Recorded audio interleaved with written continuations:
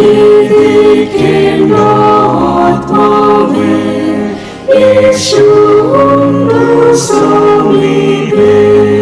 കടൽ തീരമുയർന്നാലും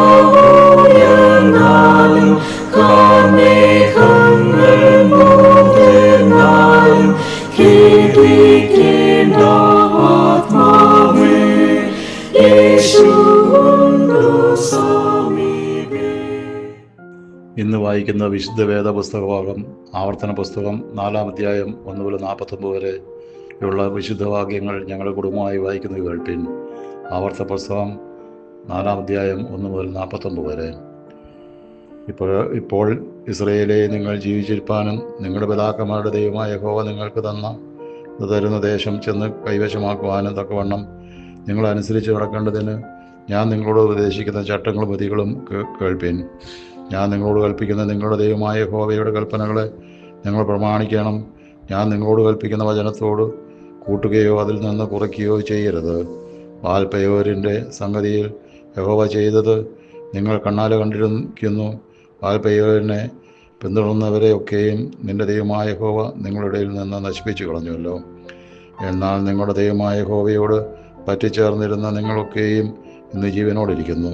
നിങ്ങൾ കൈവശമാക്കുവാൻ ചെല്ലുന്ന ദേശത്ത് നിങ്ങളനുസരിച്ച് നടപ്പാനായി എൻ്റെ ദൈവമായ യഹോവ എന്നോട് കൽപ്പിച്ചതുപോലെ ഞാൻ നിങ്ങളുടെ ചട്ടങ്ങളും വിധികളും ഉപദേശിച്ചിരിക്കുന്നു. അവയെ പ്രമാണിച്ച് നടപ്പിൽ. ഇത് തന്നെയല്ലോ ജാതികളുടെ ദൃഷ്ടിയിൽ നിങ്ങളുടെ ജ്ഞാനവും വിവേകവുമായിരിക്കുന്നത്. അവൻ ഈ കൽപ്പനകളൊക്കെയും കേട്ടിട്ട് ഈ ശ്രേഷ്ഠജാതി ജ്ഞാനവും വിവേകവുമുള്ള ജനം തന്നെ എന്ന് പറയും. നമ്മുടെ ദൈവമായ യഹോവയോട് നാം വിളിച്ചപേക്ഷിക്കുമ്പോഴൊക്കെയും അവൻ നമുക്ക് അടുത്തിരിക്കുന്നത് പോലെ ദൈവം ഇത്ര അടുത്തിരിക്കുന്ന ശ്രേഷ്ഠജാതി ഏതേ ഉള്ളൂ. ഞാൻ ഇന്ന് നിങ്ങളുടെ മുമ്പിൽ വയ്ക്കുന്ന ഈ സകല ന്യായപ്രമാണവും പോലെ ഇത്ര നീതിയുള്ള ചട്ടങ്ങളും വിധികളും ഉള്ള ശ്രേഷ്ഠജാതി ഏതുള്ളൂ. കണ്ണാലെ കണ്ടിട്ടുള്ള കാര്യങ്ങൾ നീ മറക്കാതെയും നിൻ്റെ ആയുഷ്കാലത്തൊരിക്കലും അവ നിൻ്റെ മനസ്സിൽ നിന്ന് വിട്ടുപോകാതെയും ഇരിപ്പാൻ മാത്രം സൂക്ഷിച്ച് നിന്നെ തന്നെ ജാഗ്രതയോടെ കാത്തുകൊള്ളുക. നിൻ്റെ മക്കളോടും മക്കളുടെ മക്കളോടും അവയെ ഉപദേശിക്കണം. വിശേഷാൽ ഹോരേബിൽ നിങ്ങൾ നിൻ്റെ ദൈവമായ യഹോവയുടെ സന്നിധിയിൽ നിന്ന ദിവസത്തിലുണ്ടായ കാര്യം മറക്കരുത്. അന്ന് യഹോവ എന്നോട്, ജനത്തെ എൻ്റെ അടുക്കൽ വിളിച്ചു കൂട്ടുക, ഞാൻ എൻ്റെ വചനങ്ങൾ അവരെ കേൾപ്പിക്കും.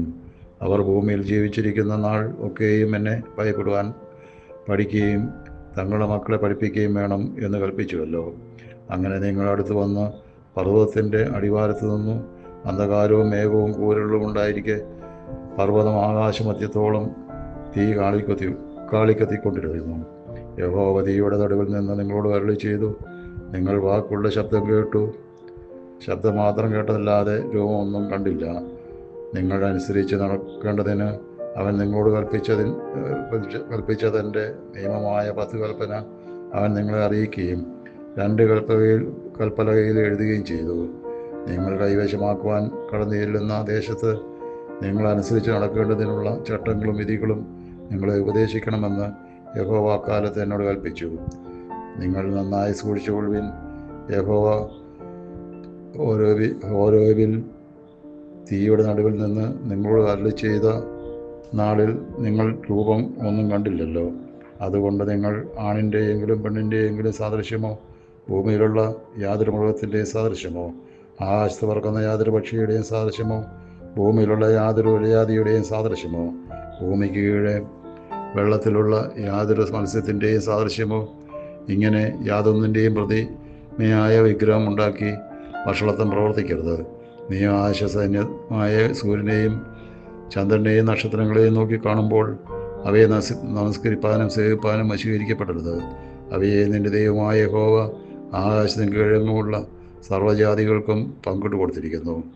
നിങ്ങളെയോ ഇന്നുള്ള പോലെ തനിക്ക് അവകാശജനമായിരിക്കേണ്ടതിന് യഹോവ തിരഞ്ഞെടുത്ത് നിങ്ങളെ മിസ്രയീം എന്ന ഇരുമ്പുലയിൽ നിന്ന് പുറപ്പെടുവിച്ച് കൊണ്ടുവന്നിരിക്കുന്നു.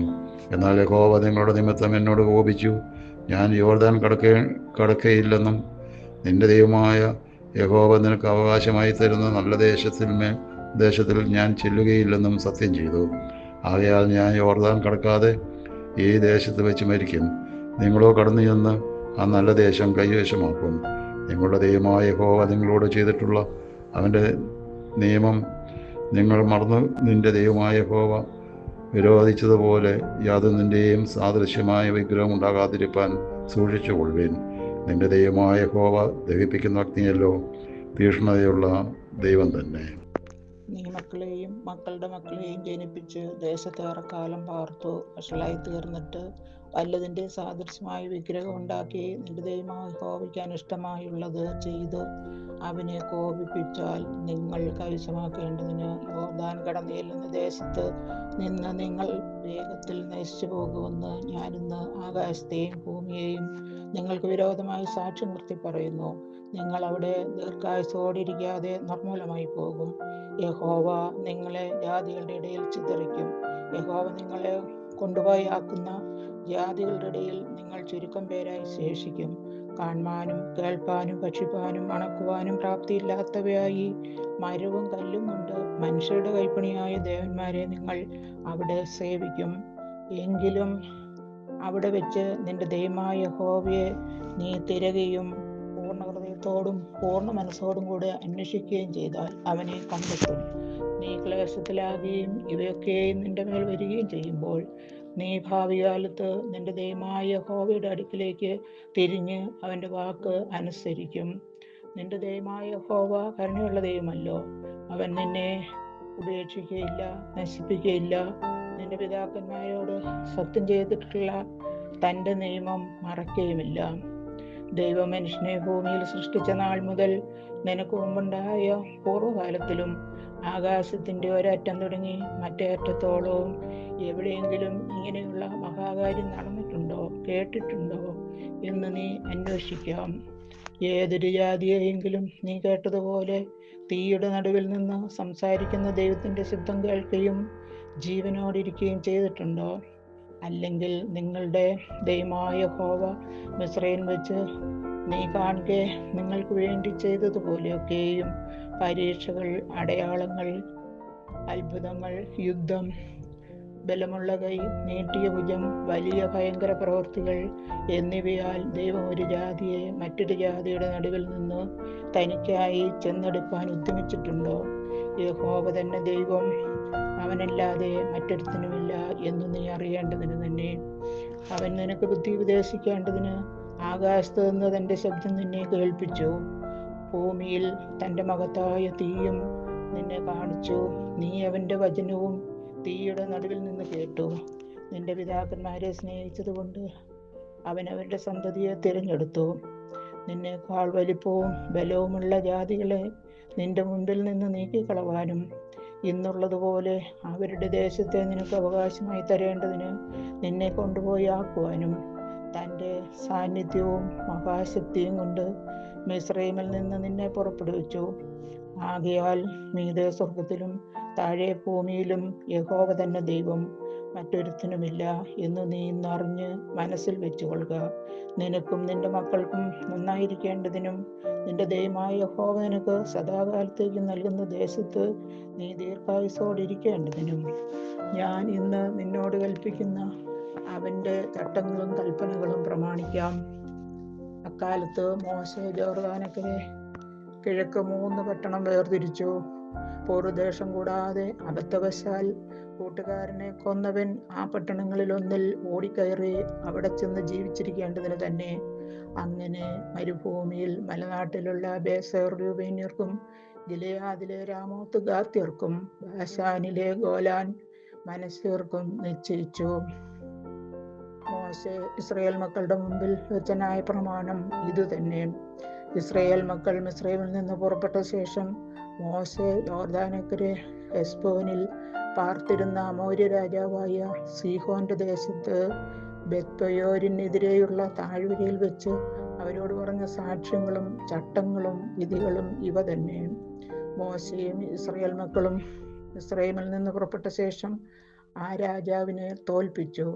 അവൻ്റെ ദേശവും ബാശാൻ രാജാവായ ഓഗിൻ്റെ ദേശവുമായി അർന്നോൻ താഴ്വരയുടെ അറ്റത്തുള്ള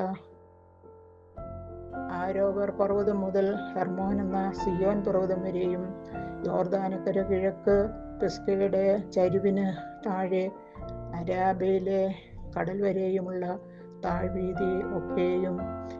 ഇങ്ങനെ യോർദാനക്കരെ കിഴക്കുള്ള 2 അമോര്യ രാജാക്കന്മാരുടെയും ദേശം കൈവശമാക്കി. ഇവിടെ നിശ്ചയിച്ച വേദഭാഗം വായിച്ച് തീരുന്നു. ദുഃഖം ദീനമാകിലും മൃത്യു തന്നെയാകിലും നല്ലിടയൻ താൻ വഹിക്കും